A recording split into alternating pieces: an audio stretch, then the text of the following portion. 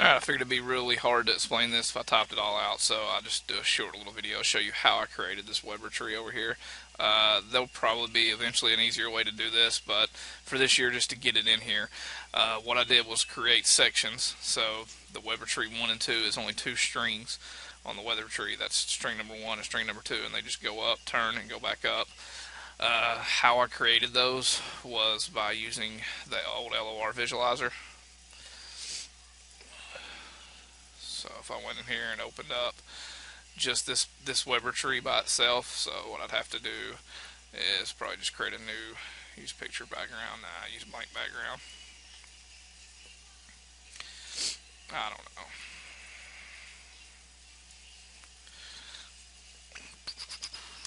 I don't think that works.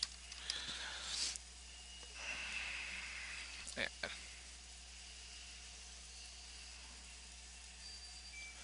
Just a white background. And then I went in and just brought in that, let's just call it the Weber. Brought in just that prop. So edit, let's see here, import, is it prop file, I think, Weber tree. Yeah, you can keep the channel assignments. Alright, so once the Weber tree's loaded up in here, then all I did was just put it in the center of the screen. Made it as big as I possibly could. Probably a little too big. Come on now. And it's a lot of overlapping bulbs. So then I went over here to fixtures and just one slice at a time. So there's slice number 1, and then I just screenshotted this. I took this screenshot and brought it into Excel, and inside Excel I used it as my background image and just started putting 1s in every cell where there was a green bulb, and made that file and did the same thing for 2 and 3 and 4 and went all the way down through here. I think I actually made 2 of them at a time because there was enough room to be able to do 1 and 2. So two at a time is what I did in Excel, 1 and 2, and then I went and did 3 and 4. And then 5 and 6. So a screenshot of each one of these, and then used them as a background and filled in the number of the corresponding channel of that whatever channel it was. Once I had that done, that was probably the most lengthy process, is getting it all saved in Excel. And unfortunately I didn't save the files. I did it on another computer, and I've already deleted the Excel files, or else I'd just share them with you.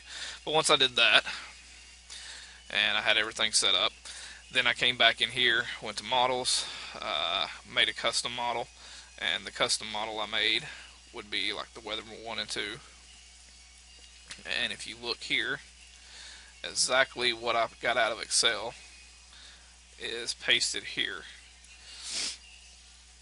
So there's the entire pixel tree. That's the top, goes down, turns, goes over to the side, goes down, turns again. So there's my 2 strands. And that's what made up the first part of that model, was those two yellow strands you see there. So it's just a custom model where I outlined each and every single bulb, gave it the correct channel numbers. The starting channel is 49. It's only got 2 channels on it, so it only went to 50. Once I did that, I did check part of my display because I wanted it to show up on my layout here. Once I did that, I went and just progressively worked on through it. Did strands 3 and 4. Did strands 5 and 6, 7, 8. Just started going through each one of them, and then I just had to manually close that out. I had to manually line them up here. If you see, they're different strands. They're going all the way up through there. And once that was done, then I went back into my models, and I made this model here, which is a Weber tree complete. That takes all of the same channels, and I just made this as a single line model. So, and I unchecked part of my display, so because I don't want that single line just sitting down here by itself. So if you look on my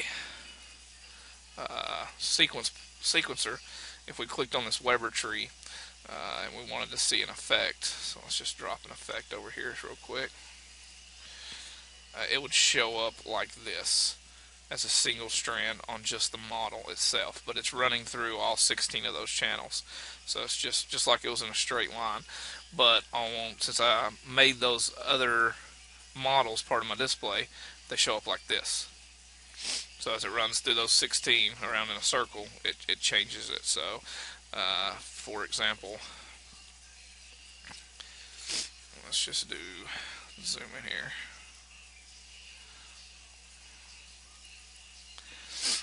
Let's just drop a single strand effect on here. Excuse my sinuses.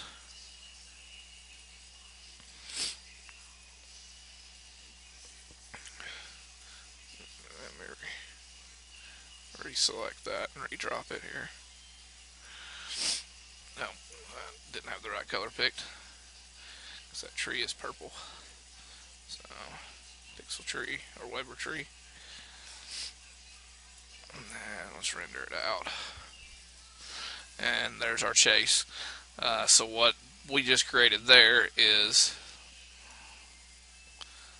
this on the actual Weber tree, where it's actually chasing around in a circle around the bottom, which lights it up all the way up. But if you looked into the model preview, it just looked like this, like it was running through 16 channels straight across. And it just spirals up.